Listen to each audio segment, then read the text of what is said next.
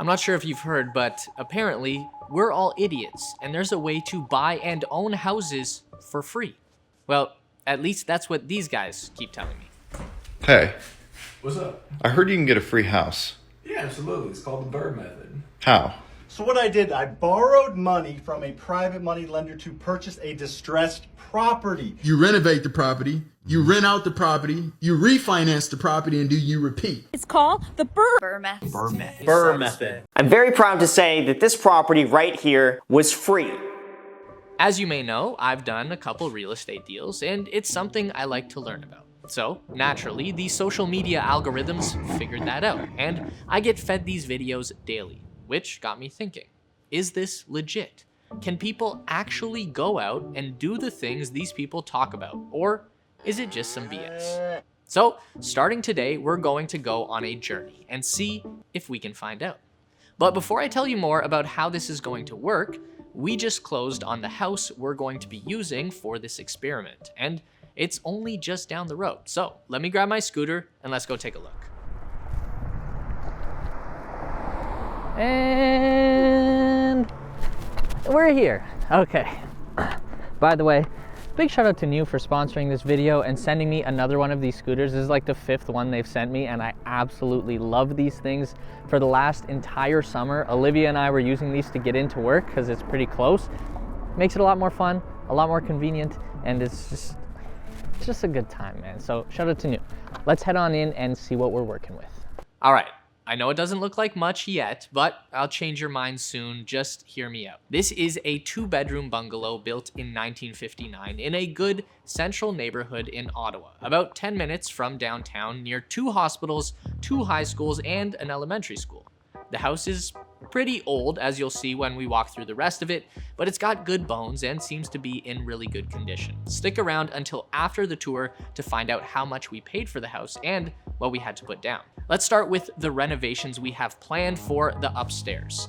We're going to open up the kitchen and living room area by removing this wall, which will make the space feel significantly larger and give it a more modern layout. Then we'll be putting in an entirely new kitchen with a nice island, updating the bathroom, and adding a laundry unit. We'll also be closing off this wall so that the basement tenants have direct access into their unit from the backyard. Down in the basement, we're doing a complete gut job, removing everything down to the concrete and building a second 2-bedroom unit from scratch. On the back wall here, we'll have 2 bedrooms separated by a bathroom and laundry unit.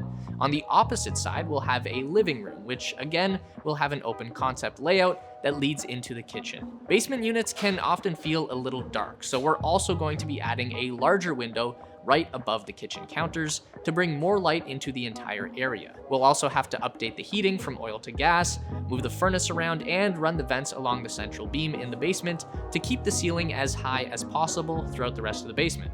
So the finished product should look something like this. When it's all said and done, we'll have 2 2-bedroom units. We may be living in the upstairs one ourselves, but if we decided to rent out both units, which we eventually will, then based on comparable rentals in the area, we would be looking at approximately $3,750 to $4,000 a month in total rent. According to these real estate gurus, BRRRRR method. if all goes to plan, we should be able to do this once, refinance the house afterwards, take all the money out, and do it again with the same money. But before I dive deeper into how that is supposed to work, let's take a look at how much all of this is going to cost. This house was originally listed for $595K, but as many of you know, the economy is in a scary time. The R word is being thrown around all over the place. Interest rates have skyrocketed, and the housing market seems to be cooling off. So, whereas this time last year, people were paying often $100,000 over asking with no conditions, we were actually able to get this house for almost $100,000 under ask at $486,000. Yes, we are taking a risk because the housing market does seem to be in a turbulent time, but the numbers in theory check out, and with the dip from last year's pricing, we felt that it was worth the risk. So we had to put 20% down for the mortgage, which is $97,200, another $1,500 for legal fees, and $9,767 for the land transfer tax, bringing our total to $108,467 down. But as I explained earlier, we've got a lot of renovations to do. Our current estimate for the total renovation job is $130,000, bringing us to a total cash required of $238,467, which is a lot, significantly more than we've ever done. But if this works how these real estate gurus say it will, we should get all or most of that money back in 4 to 6 months when the renovations are done with a refinance. Based on our earlier rental projections, this property could generate between $45,000 and $48,000 a year, which is really solid. And after paying our mortgage and other expenses, we would be looking at around $15,000 in positive cash flow each year. However, that is not what we're gonna do. Why?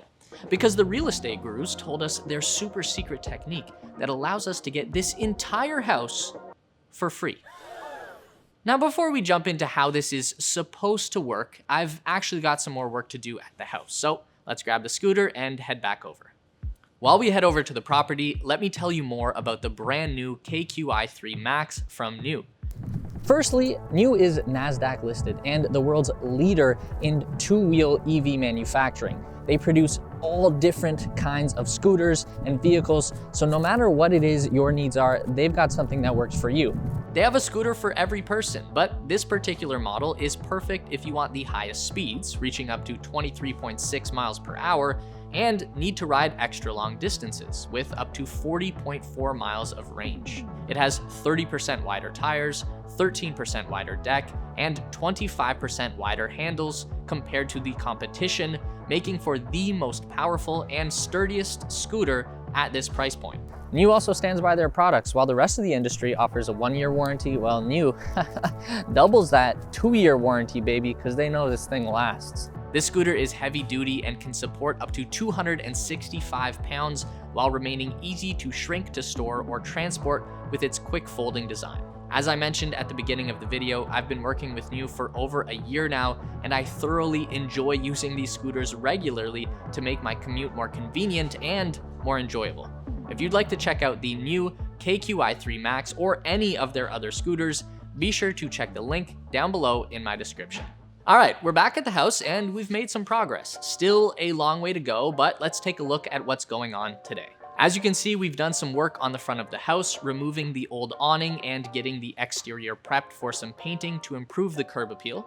On the inside, we've finished the demo, removing the kitchen, bathroom, and taking out the wall between the kitchen and living room to help open up the space. Down in the basement, we've completely gutted everything down to the concrete, and we're doing some plumbing prep today to update the sewage system since it's such an old house. We've got to drill through the concrete and dig up the area to replace the piping, and this isn't something we have to do, but it's nearing the end of its life cycle, and since we've already gutted the basement, it seemed like a good time to get this done so we don't have to worry about it for another 50+ years.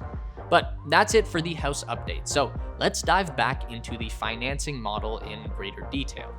So the simple explanation of what these gurus are explaining is you buy a property, you renovate it to increase the value, go to the bank and refinance it under the new higher value of the home. If it works, this should allow you to take out all or most of the cash that you put up front and then go and do it again. Now, it does sound too good to be true, but in theory, it should work. And I've spoken to friends and other people I trust in the industry here in Ottawa who have done similar things, and they also claim that this is a model that works, which is why I wanted to test it out and share with you guys my results. The only difference being, I want to give a deeper explanation as to what it should look like if it works with real numbers from a real property that we just bought, not just a catchy acronym. Based on the projections we've put together using this model, we put $238,467 down. In 6 months, we will go back to the bank to refinance our mortgage. At that time, we'll aim to refinance the property at somewhere between $750,000 and $800,000. Now, this part is kind of the big question mark of the entire plan. Will the bank value our property in that range or not? If not, we may have a bit of a problem.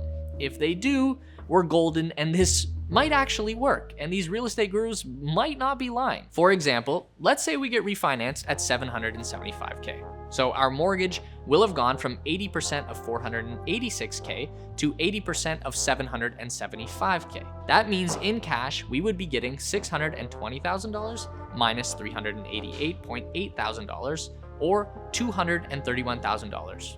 Which means when it's all said and done, it will have cost us about $7,000 to get this property. What? At which point, we would be able to go out and do it again with the same money. Now, also, really want to clarify, the property will no longer have much cash flow based on the original rent projections, but it will cover all or most of the expenses. So we won't be spending any additional cash to hold the property each year. But the mortgage would still be getting paid down over time. Rent will go up eventually, which means the property will also start cash flowing in the future. So 10 years down the road, we'll have a host of options from refinancing again to take more money out, selling the property, or just holding on until the property is completely paid off, at which point it would be generating 45 to 48K in today's dollars yearly with minimal expenses. So this is how it's supposed to work. But right off the bat, there are a few obvious flaws. Firstly, let's address the elephant in the room. We are testing the overall theory behind this, but there are a few things we are leaving out. First and foremost, the way many of these investors talk about getting the cash to make a move like this is like it's readily available to everyone, which I think is, at best, kinda ignorant. It doesn't mean it's impossible, but I am very fortunate to have had success in other areas of life that are allowing me to try and do something like this. There are a few different techniques that can help make this more reasonable, but I think the key is this isn't going to be easy if you're young or trying to do this for the first time without cash or access to cash.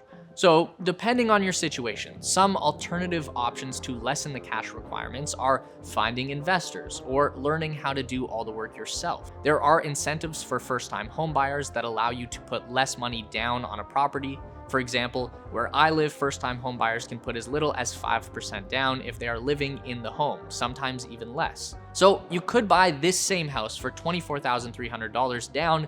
If you're willing to do the work, you can save a ton on the renovation costs. So maybe you can figure out a way to do it for 50 to 75K. That is still a lot of money, but if you're buying it with your partner or a friend or two, then it does start to get more reasonable. So I'm not aiming to see exactly what you can do this for if you were trying to bootstrap it and go convince your parents or friends to loan you money for a down payment. But my goal is to see if you can get the money to do something like this. Does this technique actually work? Can you really buy a house, fix it up, refinance it, take the money, and do it again? Is it as easy as these influencers say it is? And is it something we should all be trying to do? Now, we've still got a few months of renos left to go, so we're going to break this into a two-part series.